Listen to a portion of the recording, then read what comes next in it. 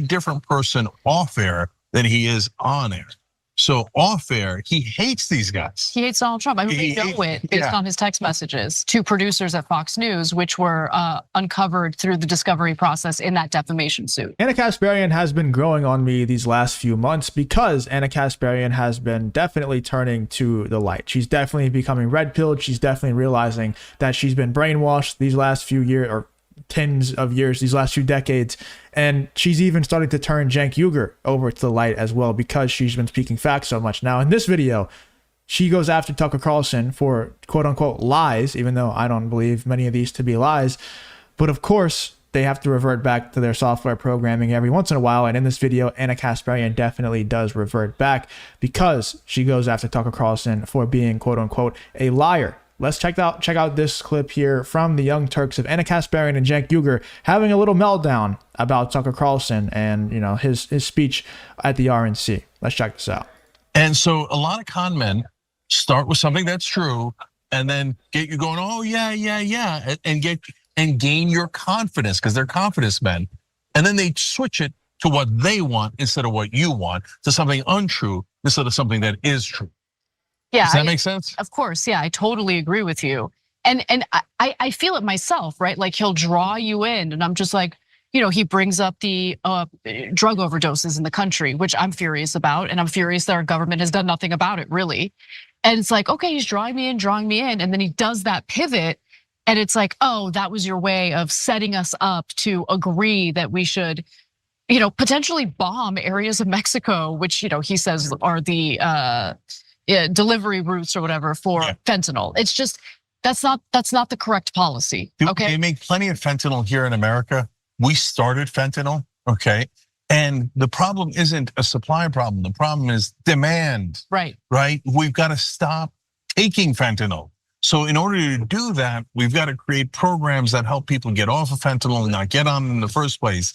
To just bomb Mexico is the dumbest possible solution to the fentanyl problem. Let me be clear about one other thing.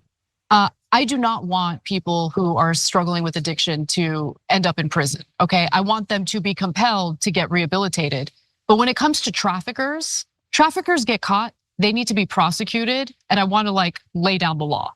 Okay, this idea that oh, the poor traffickers, it's because they're hungry. I don't care if they're hungry. They're destroying communities. They should be in prison, okay?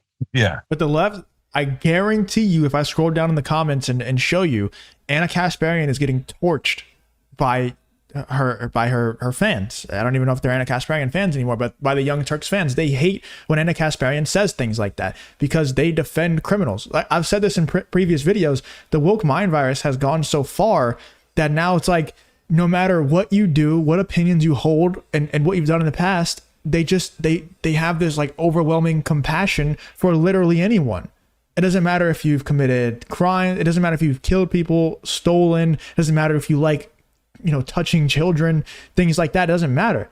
They want to defend you and they don't think you should be prosecuted. They don't think you should be punished because they want to be accepting of everything and everyone. It's this toxic acceptance that's been going on that is the problem.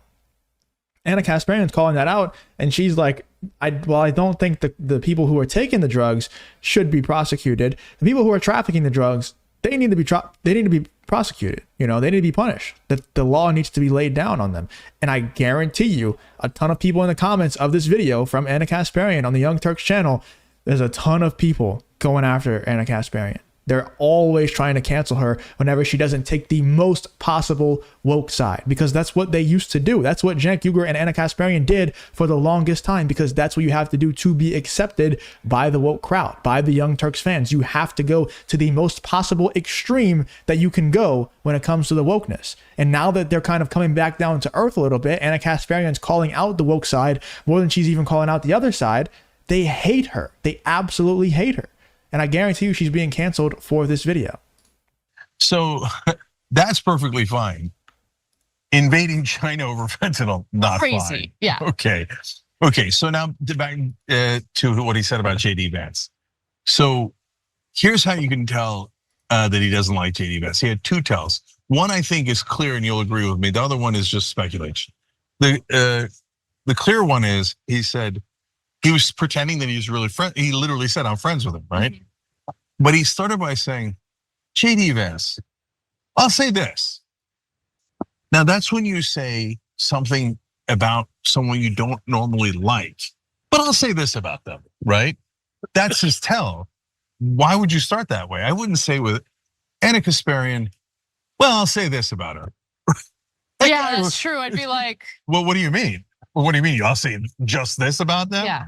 You see what I'm saying? Yeah. Why does he? I don't think Tucker Carlson likes JD Vance, not for these reasons. I think Tucker Carlson is a true America firster. I think he's actually open-minded to the truth and trying to get to the bottom of things.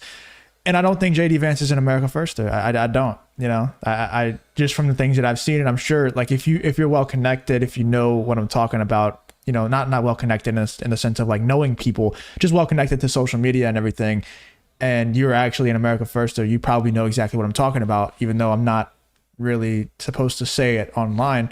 But I don't think JD First is a true America firster. I think he's probably one of the least America first people that Donald Trump could have chosen. So it was a disappointing choice for me.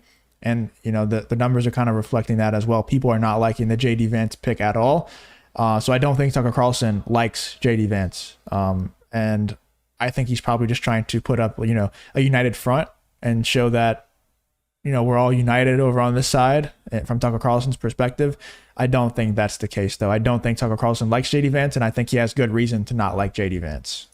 And in my opinion, not like JD Vance, because JD Vance is a direct competitor for the populist lane 100%. in the Republican Party. 100%. Tucker Carlson was hoping to take over for Donald Trump.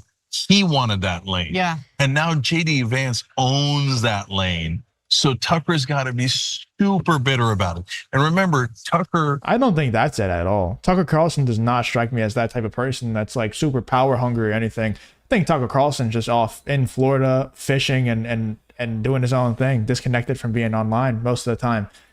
I think he genuinely wants the best for the country. I don't think Tucker Carlson's a super power hungry person that's going to hold a grudge against someone just because they're simply doing the best job that they can possibly do.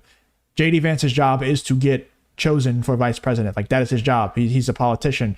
I don't think Tucker Carlson's going to hold a grudge against him because he's doing his job as a politician. I think Tucker Carlson genuinely wants the best for the country. Maybe I'm naive, but I do think Tucker Carlson is that way. And I don't think Tucker's holding a grudge. I don't think he's losing sleep over the JD Vance pick. I just don't think he completely approves. And I think he's like me and thinks that JD Vance was not the best pick for Trump's VP.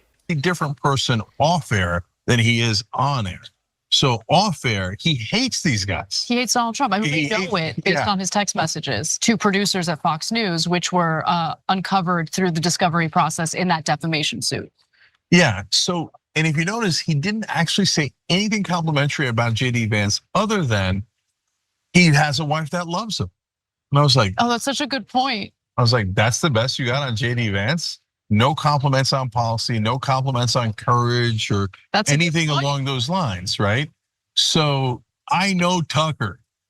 I know when he's gonna make the turn. Literally, I said it during the speech, watch, here comes the turn, right? Yeah. And I know which way he's leaning based on how he tells the lie, how he tells the story, right? So the one that was a little bit speculative was the one I mentioned during the speech, which is